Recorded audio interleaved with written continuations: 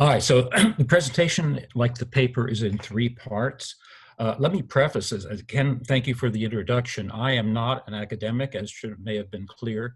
I'm a policy analyst with a think tank, and but that work involves researching and writing papers. It involves interacting with transportation agencies. Occasionally, I've done a few consulting projects, mostly on hot lanes with the state DOTs in Florida, Georgia, and Washington State, and informally have advised transportation departments in Virginia and Texas and several other places. So what I'm talking about here is all it's based. I read theoretical academic work, but I not really don't really produce that. So we're going to look at how HOV lanes sort of got increasingly displaced by priced hot lanes, which we now generally call managed lanes in the United States. Then a brief overview of some of the performance things that we've learned about hot lanes since they've been in existence. And then wrapping up with looking at my take on how we can use what we've learned in successful hot lanes to move more toward pricing of freeways. So the evolution began really in the 1970s with the idea of using some highway capacity for bus-only lanes. And the rationale then, this was in the wake of OPEC oil embargoes and so forth. Rationale was to reduce oil imports.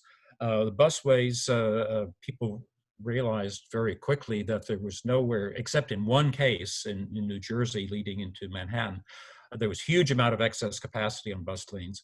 And so the first move was to open them up to van pools.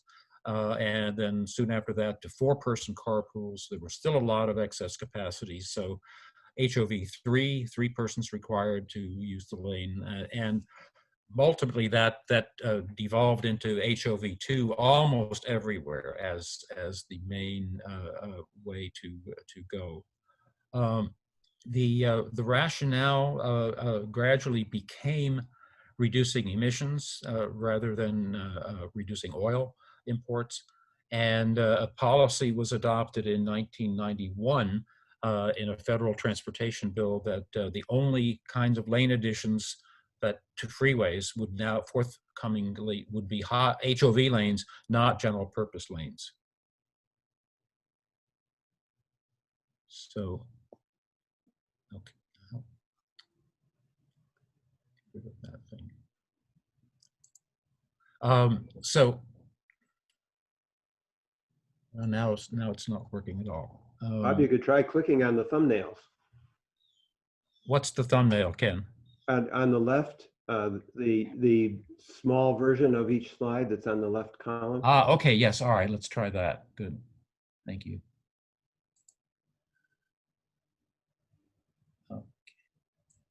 Okay, all right, good. So the origins of hot lanes in the United States were twofold, state and federal.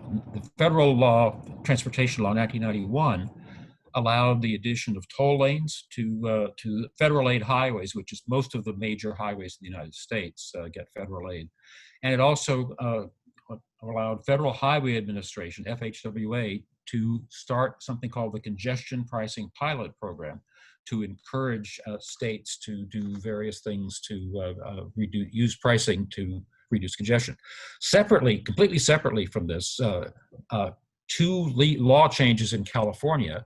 The first one that Ken mentioned allowed the development of privately financed variable toll lanes to the SR 91, a state freeway in Orange County, California.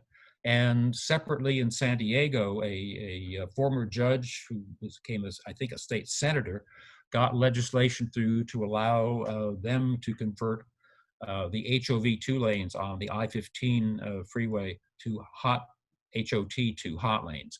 That was the first. So in California, in the late 1990s, we got the authorization for both the first privately financed lane additions as hot lanes and the first conversion of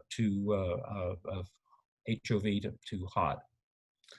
Now, very soon after, the federal program changed the name to Value Pricing Pilot Program. And I think that was very significant because it was a more positive emphasis than trying to price people out of using freeways at rush hour, encourage them to pay a price and make the traffic flow better. And so for 10 years, all the early projects were conversions from HOV2 to HOT2. It took more than a decade before we got the second privately financed lane addition, which was on the Capitol Beltway in Northern Virginia, outside Washington, D.C. That came about from an unsolicited proposal from a private company to the Virginia DOT saying we would like to finance what you, the state, could not afford, which was adding HOV lanes. They proposed adding hot lanes with 3-person minimum, which was already the requirement on the I-95 HOV lanes in that same geographical area. And they said, we think we can fund the addition of the new lanes from the toll revenue. And they actually did finance the project based on the projected revenues. And that opened the door to a lot of additional privately financed or government financed lane additions as priced hot lanes, priced managed lanes. The Transportation Research Board soon after that created what is now called the Managed Lanes Committee. It started out as an HOV Lanes Committee, then an HOV and Hot Lanes Committee, and about 10 years ago changed its name to the Managed Lanes Committee. And that's the general term for lanes restricted to some categories of users. And according to a database maintained by the International Bridge, Tunnel, and Turnpike Association, as of the middle of this year, there were 53 priced managed lanes projects in operation around the country. So there, in the paper, I note a number of changes, trends that have gone on. One is that we saw plans being developed by the transportation planning organizations in a growing number of metro areas, such as Atlanta, Los Angeles, San Francisco, Seattle, and others, for networks of hot lanes or managed lanes overlaid on their freeway system through conversion of existing HOV lanes and addition of new lanes in corridors where there were not already HOV lanes. Also, there was an increased trend away from HOV2 or HOT2 to 3-person minimum requirements, or in a small number of cases that I cite in the paper, no exemptions for carpools, so that the only vehicles that go at no charge in about a half dozen projects today are buses, and in some cases van pools, but no kind of carpools get in without paying. Also, an increasing fraction of these projects are being developed as lane additions. The majority of them financed by toll revenue bonds. Some of these are under long-term P3 public-private partnership agreements, like the original 91 express lanes in California. Others are being carried out by state or local transportation agencies that are also issuing revenue bonds that are intended to finance most of the costs of the lane additions. And it's interesting that the rating agencies that rate toll road bonds now are giving mostly investment grade ratings to these express lanes that are financed by revenue bonds. Okay, so part two, that's the trends. Part two of the paper looks at some indications of performance. And the first part was looking at what have we learned about customers. And one of the most interesting things, and Ken Small's, I think, was the first paper that really dug into the data on users looking at the values of time and values of reliability. Traditionally in the United States, transportation agencies from the federal agencies down on use a single value of time, or maybe 2 values of time, one for business travel and one for personal travel. But that we learned from analyzing what's going on with the people choosing to use priced lanes. There's a huge array of values of time and values of reliability. that across the population of motorists, but also even for an individual, the value of time on one day depends on the trip purpose. And these are things that were not incorporated into transportation planning before priced lanes. And the value of urgency is a new term that entered just last year in a new paper studying one of the major hot lanes in Los Angeles. And my assessment is I think that actually is a combination in particular circumstances of the value of time and the value of reliability. We also, many of the DOTs that have implemented priced lanes have done, because their tolling system knows the vehicle identity and the vehicle owner, they know the make and model of the vehicles. And so they have looked at what's the profile of the vehicles in the hot lanes compared to the profile of vehicles in the general purpose lanes. And they turn out to be very, very similar. They're not full of high-end Mercedes-Benz and BMWs. They're filled with Fords and Chevrolets and Toyotas and Hondas. Very much like the regular lanes. So this counteracts the criticism that these would be they'd be Lexus lanes only used by the wealthy. And it turns out that data across a whole number of projects show most motorists use these lanes only occasionally for specific trips that have high value. And so the people doing traffic and revenue studies have an informal 90-10 rule that 90% of the people are occasional, only 10% is their rule of thumb that are the people that use them regularly and from whom the bulk of the revenue comes, because regular users are so important in that respect. Transit use, a corridor that has price function to keep traffic flowing is a far better guideway than what we used to have of mostly congested HOV lanes in large metro areas. And so a price lane functions as what I coined a term that has not caught on, virtual equivalent busway, because it gives you the same performance, assuming the pricing is working well, as a bus-only lane. But you have the funding coming from drivers who are paying the variable tolls. And so the transit agency basically gets a free gift of an expensive guideway that has the same value to them as an exclusive busway, but without the cost of an exclusive busway. And there's some data that's not been systematically collected showing significant increases in bus ridership compared with bus and HOV lane. My favorite example is one that I was a consultant on, the I-95 express lane in Miami.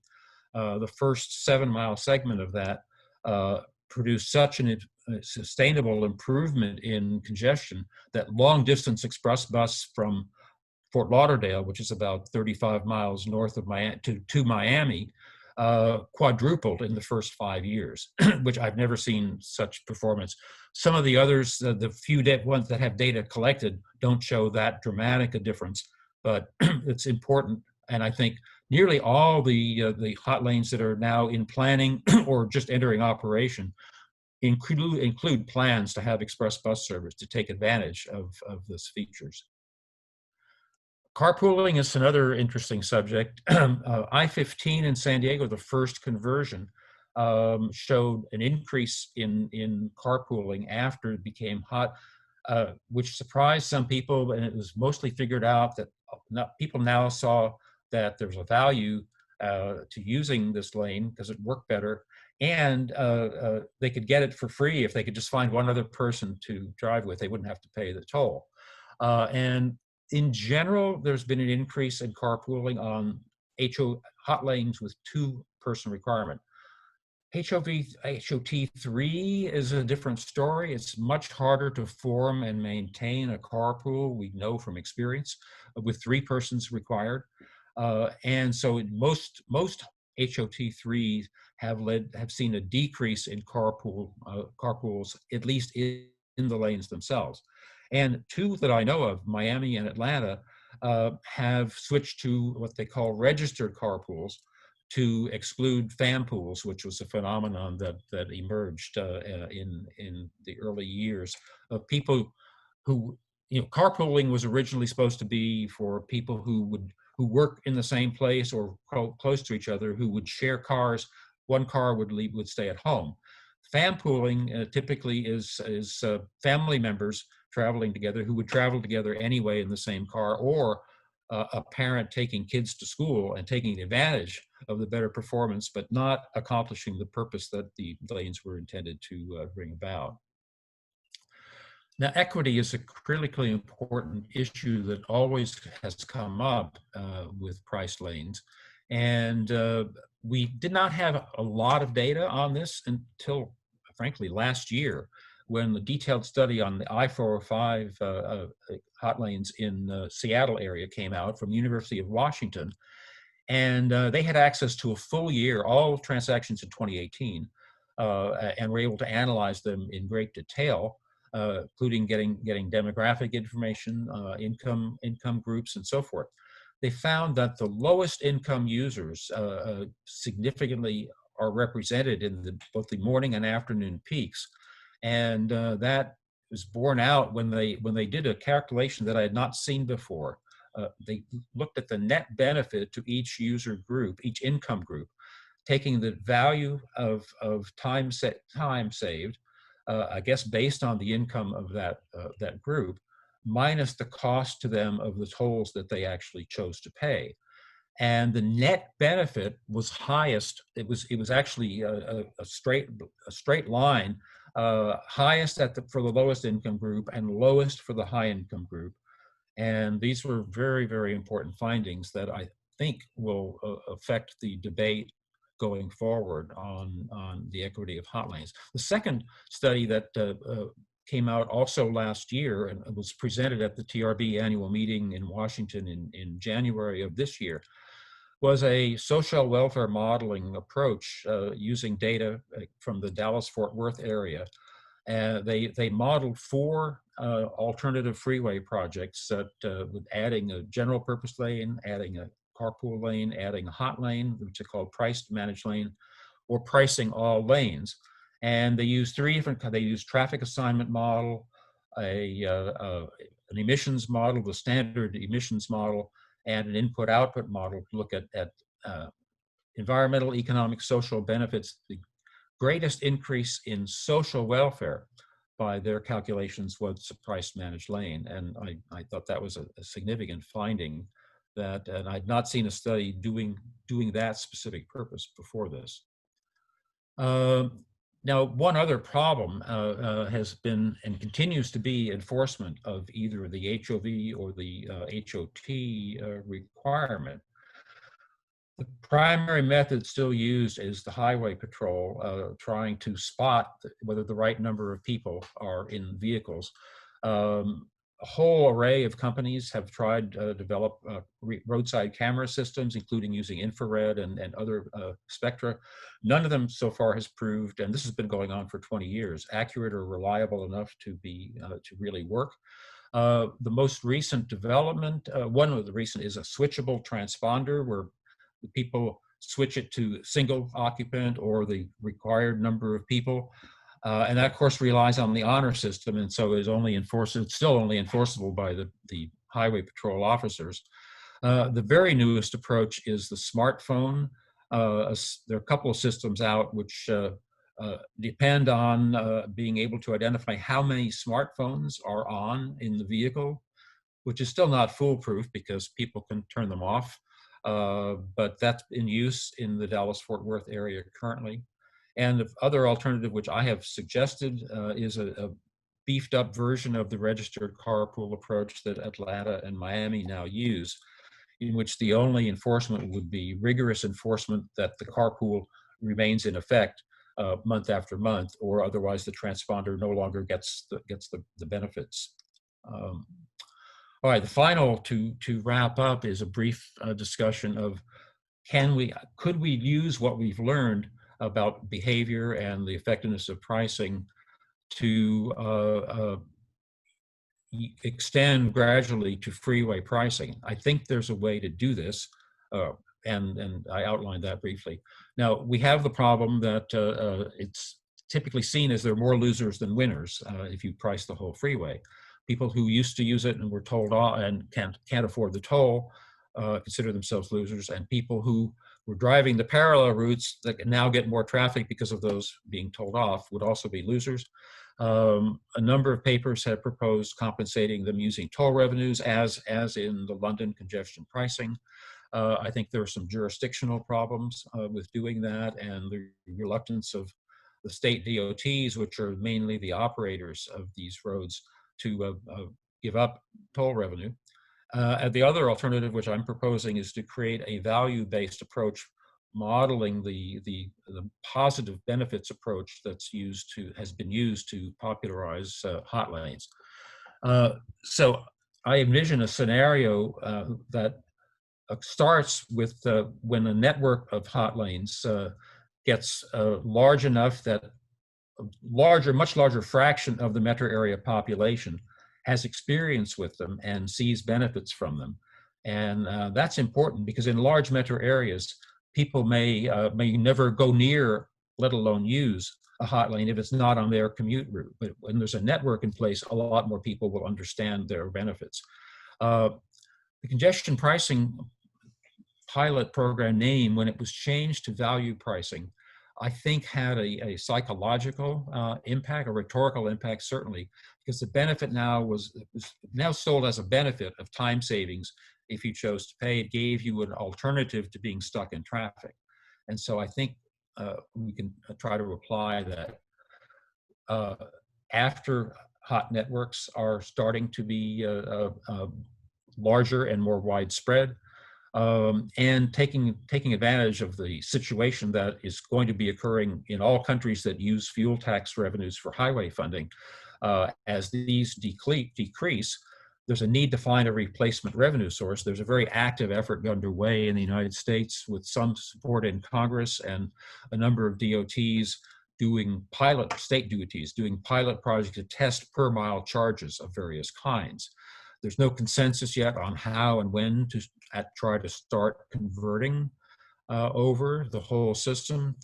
But my suggestion is to use the positive benefits approach to propose initially for freeways that with the regular funding going away gradually, we need to come up with a replacement funding source, not an additional funding source, but a replacement funding source on the regular lanes, and a modest per mile charge that would be higher at rush hour and lower at off hours, but nowhere near as high as the price in the hot lanes. I think is saleable to people as a way to make sure the freeways continue to be properly funded, properly maintained, and also to get some of the benefits of the priced lanes that are too expensive for most people to use on a regular basis. And this would avoid the rhetoric about pushing people out of freeways because they're bad for using them. Now, I think we all agree that congested freeways are a bad thing, but banging on the people as being bad, as opposed to offering them a better way forward, I think is likely to be the best way to go. And that is the end. I don't have a wrap-up slide, but I thank you very much for your attention and look forward to the discussion period.